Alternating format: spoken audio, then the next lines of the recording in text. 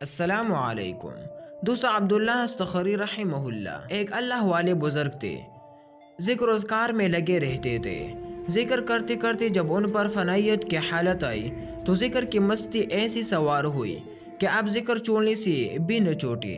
ایسی حالت میں روحانی طور پر تو مزے ہوتے ہیں کہ انسان باطنی ترقی کر رہا ہوتا ہے، لیکن جسم پر بوجھ ہوتا ہے دوستو کہ جسم ان کیفیات کو برداشت نہیں کرتا۔ اب وہ بزرگ چاہتے تھے کہ کچھ دیر ذکر چھوڑ کر ذرا جسم کو آرام دو، لیکن ذکر اب غفلت ہوتی نہ تھی۔ آخر انہوں نے دیان ہٹانے کے لیے شکار کا پروگرام بنایا اور اپنے ہمراہیوں کے ساتھ جنگل کو نکلے، لیکن شکار میں بھی ذکر کی حالت سے چھٹکارا نہ ملا۔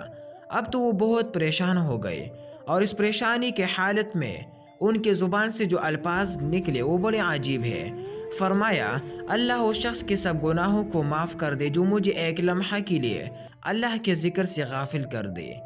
فنائیت میں بندی کی یہی حالت ہو جاتی ہے کہ کوشش کرنے سے بھی دل میں غفلت نہیں آتی، لہٰذا ذکر خدا میں فنا ہو جائیے دوستو، اور اس کا مصداق بن جائیے۔